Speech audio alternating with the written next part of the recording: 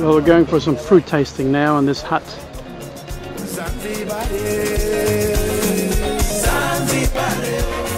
This is for making English marmalade. The fruit we were talking in our tour. Passion fruit. And a quick cucumber.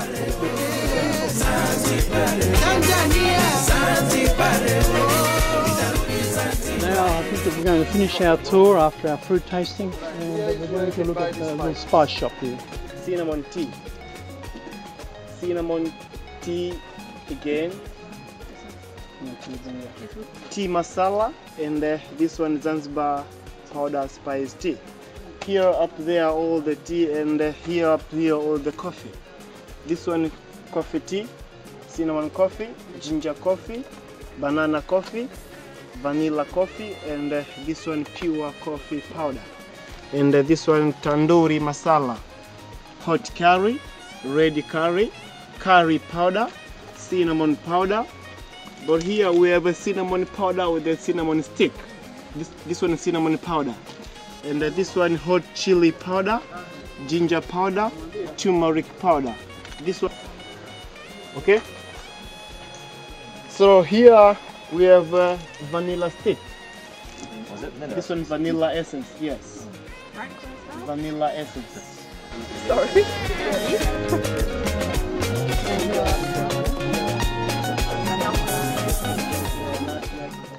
Well, now we're going to head back to Stone Town and our little bus here.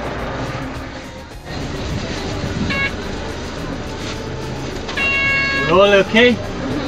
On the way back to Stone Town, we were surprised to see the very low standard of living and poverty still being experienced in Zanzibar. Well, we're back in Stone Town and we're going to have some local food.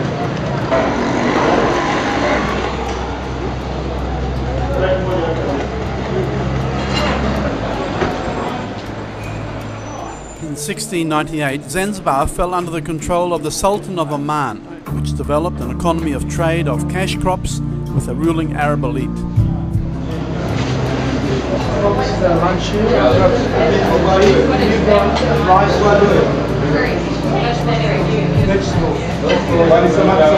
Nice food.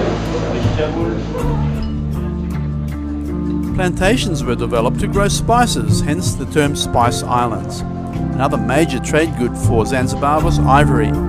Zanzibar became famous worldwide for its spices and its slaves. It was East Africa's main slave trading port, and in the mid-19th century as many as 50,000 slaves were passing annually through the slave markets of Zanzibar.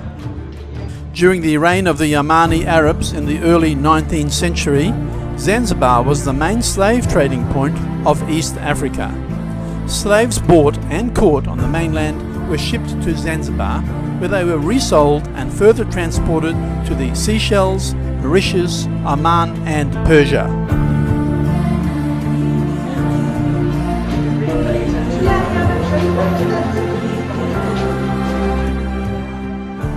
"15 chambers under the earth were used for storing the slaves. The chambers had low ceilings and tiny windows. Seawater running through the damp rooms functioned as toilets. The slaves were chained on the bare stone, separated in male and female compartments. Many did not survive the cramped living conditions due to exhaustion and sickness. The spot where these slave chambers were now has a hostel and restaurant built, as well as a gallery with a craft shop. Following the closure of the slave market in 1873, missionaries bought the site and built the Anglican Cathedral, where freed slaves helped with its construction. The altar of the cathedral stands on the spot of the whipping tree. A window is dedicated to Dr. David Livingstone, the initiator of the abolition of slavery. And here they used to auction the slaves here. Behind the cathedral there is a stone sculpture of 5 slaves in a pit, tied with original iron shackles and chains. And this is the National Museum, also known as the House of Wonder. The House of Wonders, or Palace of Wonders, was built in 1883, and it was named House of Wonders because it was the first building in Zanzibar to have electricity and also the first building of East Africa to have an elevator. Today it houses a museum. Okay, now it's pretty well towards the end of the day and we're here back at the port, but tonight we're going to spend the night in a hotel there, which is about a 2 or 3 minute walk. And tomorrow we walk from the hotel to the ferry here. Well, we're now walking to our hotel.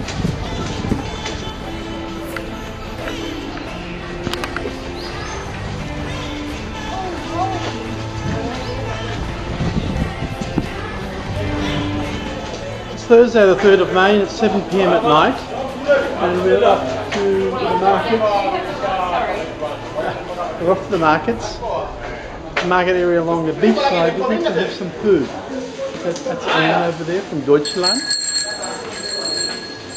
Too bad you're not vision on there. Well, here we are at some local food markets. We're going to have a bit of a look around and compare all the food, the local food. This guy's making pancakes. We do that, and also we have the best for sitting around there. A beef pizza this man is making. King prawns, normal prawns. Yes. Octopus. Lobster, spicy Lobster. Wow. This guy's going to make me a kebab. Chicken kebab. And here we're having breakfast on the rooftop.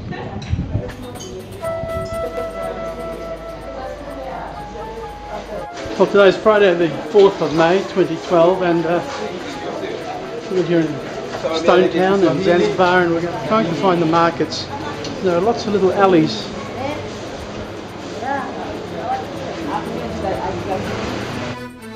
Stone Town is the old part of Zanzibar and is the former capital of the Zanzibar Islands and was a flourishing centre of the spice trade as well as the slave trade back in the 19th century. It's retained its importance as the main city of Zanzibar during the period of the British Protectorate.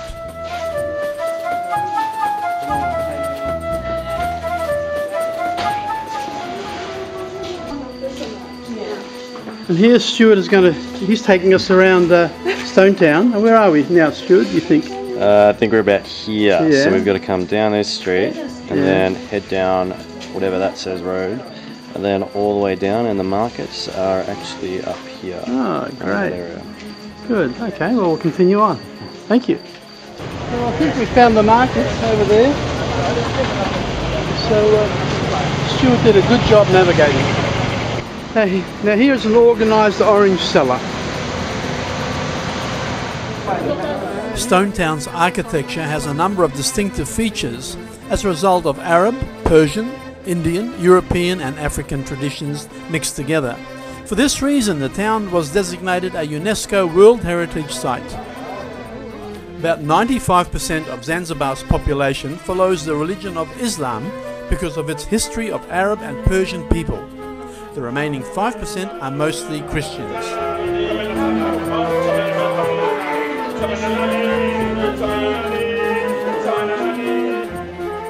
The name Stone Town comes from the use of coral stone as the main construction material, which needs constant maintenance. This stone gives the town a characteristic reddish warm colour. However, many of the old buildings are in a deteriorating condition. This is the butchery. Butcher.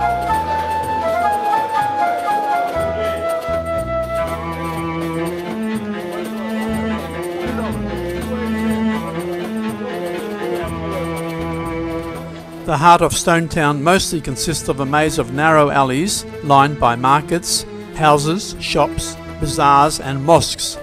Since most streets are too narrow for cars, the town is crowded with bicycles and motorbikes.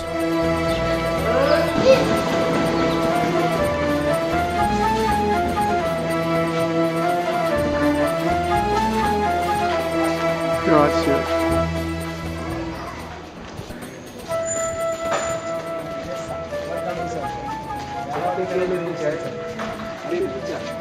Jumbo. Jumbo. So you have to pay.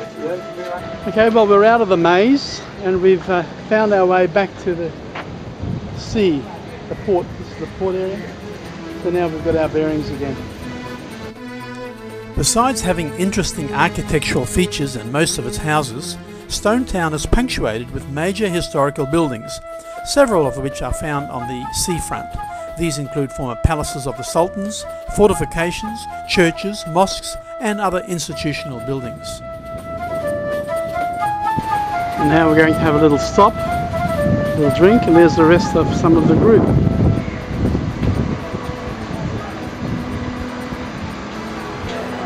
Well, here comes my cappuccino, which is 3,000 shillings. Just a moment, I'll pay you. 3,000 shillings, which is $2, and this is a 10,000 shilling note.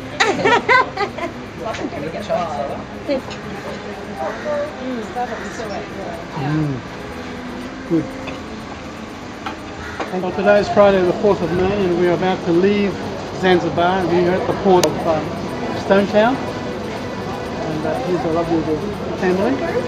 Well, we're waiting now to get onto the Catamaran back to the mainland of Tanzania, or Dar es Salaam. And after Dar es Salaam we'll spend one night there. So this is sort of just the waiting area here. Well, now we say goodbye to Zanzibar here in Stone Town. It's just behind me. And we're getting on Kilimanjaro 2, the big catamaran, back to Dar es Salaam, Tanzania, the mainland.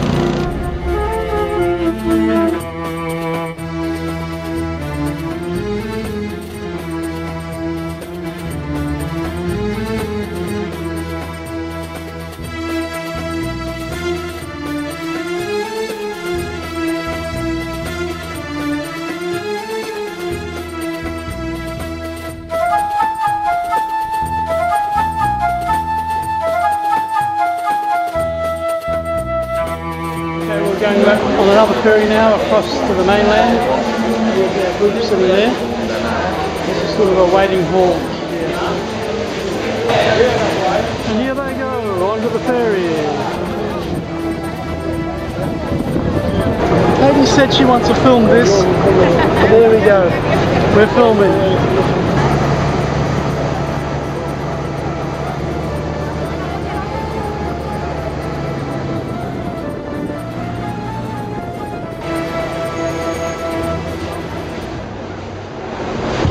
Well, we got here at the end.